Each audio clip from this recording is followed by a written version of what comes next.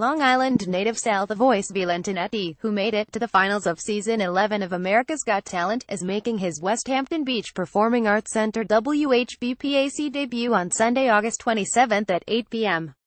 Earlier this summer, we caught up with the charming crooner, who will be celebrating his birthday at WHBPAC, about his new album, his first original song, which America's Got Talent judges the funniest, and more.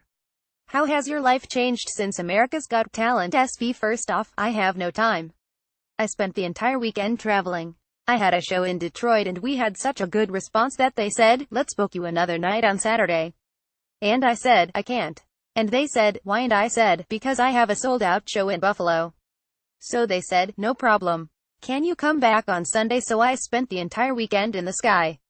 I went from Detroit to Buffalo, back to Detroit. The people in both cities were fantastic. I had such a great time.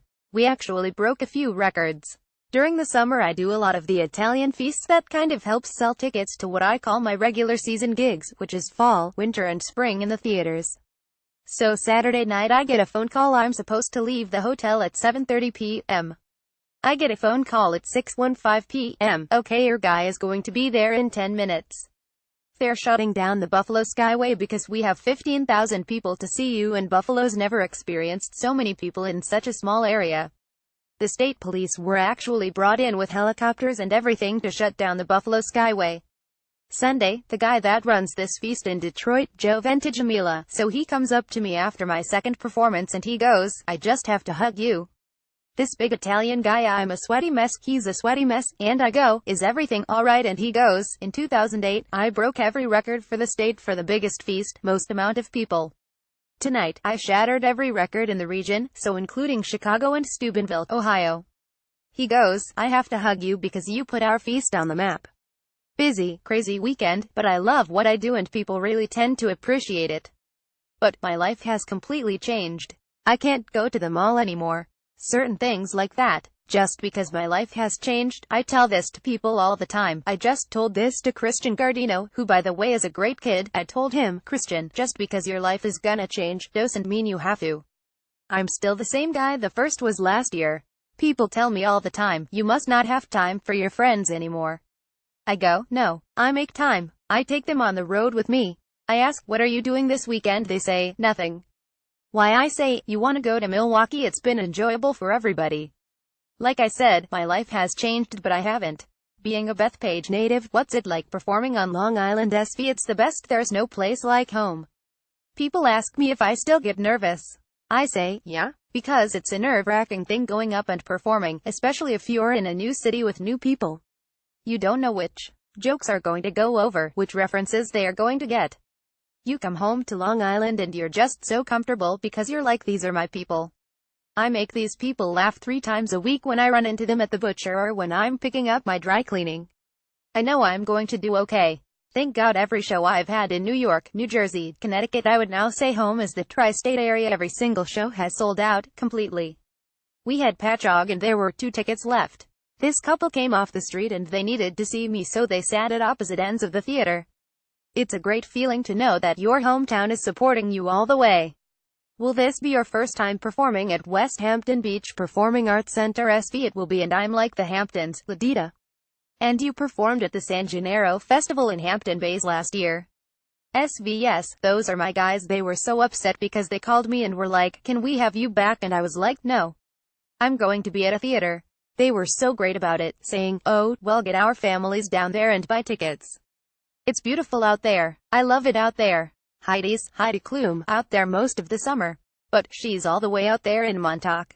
The vice president of the company, Jennifer Love, she's in Hampton Bays, so I know a few folks out there. Can we expect to see Heidi in the crowd at WHBPACSV? That's all up to the filming schedule of AGT. I know she's back and forth because she does Project Runway. She's an animal. She's promoting her new book, so she's got that. B, she has Project Runway in the city, New York. C, she has AGT, which she's doing the live shows out in California in August. I told her, if you have time, if you're around, I'd love to have you.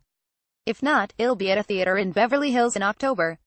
But she tries, she really does. She's definitely very, very supportive.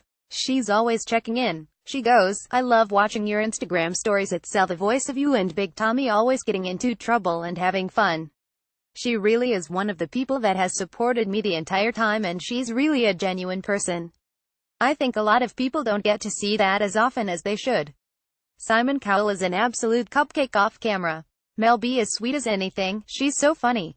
I always break Howie Mandel's balls. I say, you know Mel B is a lot funnier than you. He goes, thanks.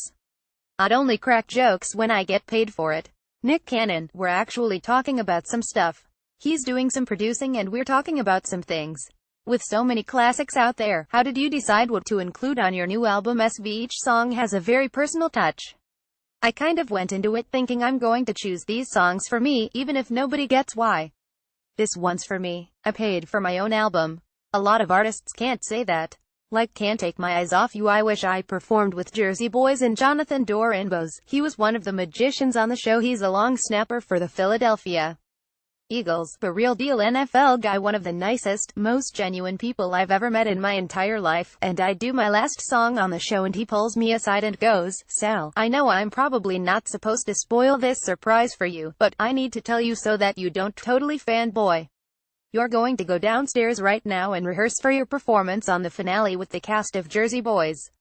And I started freaking out. In Bethpage, I'm a 30-minute train ride from some of the best theater in the world, from Newsies and Hamilton and Wicked. The only shows we New Yorkers go to see are Lion King and Jersey Boys, and I've seen Jersey Boys 4 times. It's like I paid that kid's mortgage. So I was freaking out and John was like, snap out of it. He goes, I want you to remember something, you're not performing with Jersey Boys. You're here. They flew in from New York to perform with you. I want you to know that this is your brand now. You're not some singing delivery boy anymore. You're Sal the Voice. This is who you are. You're going to grow into an amazing artist. That was such a defining moment in the early stages of my career. So I said I need to put a Frankie Valli song on the album as kind of like a nod to that moment in my life where everything changed. Just in the past year, so much has happened. We're doing a reality show. I put out an album. I performed in 5 different countries. I opened for Jay Leno. Huge stuff. And I'm doing a destination wedding back in December in Jamaica, and not Jamaica, Queens. Jamaica, the island. It was this women's fairy tale wedding and it couldn't have been more of a disaster. She rented the only castle, the Trident Castle. It's in Port Antonio, Jamaica, which is 12 hours from any major airport. So all of these guests are riding through rural Jamaica and one of the buses break down. That's just the first day. We get there, meet with the groom, and the bride had planned the whole wedding, got all these entertainers from all over the world. The groom had one ask, and that was for me. So we meet the groom and he looks like he's just seen a ghost. We go up to him and we're like, what's the matter, you can talk to us. He goes, the castle isn't air conditioned. Now it's 85 degrees and humid. He had to have air conditioners trucked in from Kingston, Jamaica, which is a 12-hour trip by bus. If you're trucking giant air conditioners, you have to go 5 miles per hour through the mountains. It took them 8 hours to get there. The morning of the wedding, it pours. Now, they're getting married outside of the castle, shoes sinking into the mud. And another thing, if you know Jamaica, 15 minutes means 3 hours. So, it's 1 a.m. and they're finally serving dinner. So I get up there and I'm about to perform and the bride's mascara is running down her face because she's crying, and I go, I want you to know something, how special it is for me to be here and how incredible for me, no matter what happened today, this is still so beautiful, so amazing, and this is the first night of the rest of your life and you shouldn't let anything ruin it. So I get up to the balcony of this castle and I start singing the song Love is a Many Splendored Thing, that love trumps all and it makes you feel like a king no matter what's going on. And I walked down and grabbed the 2 of them and brought them onto the dance floor and sang this song. There was not a dry eye in the house. Really, what that song means to me is that music transcends emotion, it transcends reality. Even though when I'm on stage, it could be just another performance for me, there are people out there that it's a special moment for them, and the music brings so much emotion and so many feelings out of people. It's important to recognize that as a performer. What about your Christmas album SV? I'm totally stoked about that. Christmas is my favorite holiday. I start listening to Christmas music like Thanksgiving.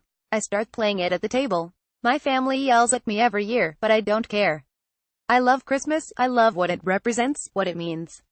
I'm going to have my first original song on this album, which is super exciting. This is going to be my first tune that is all mine, and it's going to be a Christmas song, which is even more special. I told my band, Black Tie Brass, we're recording in August.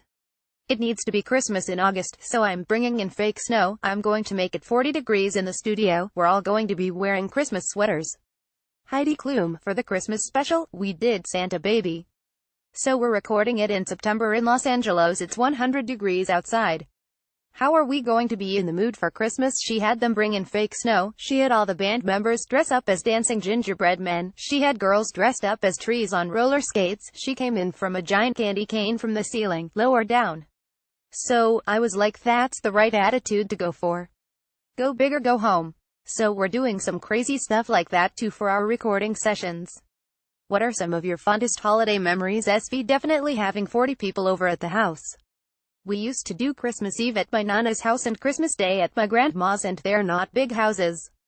They're regular size, Long Island ranch homes, single floor, and it would be 30 or 40 of us crammed into this little house, and it didn't matter because we were all together, having a good time. I don't think you get that level of personal family relationships in a lot of modern families. I think growing up with all my extended family and sharing holidays with them really helped me become who I am. When I do have a family, I want them to share the same values, and I think it's important to carry those traditions on.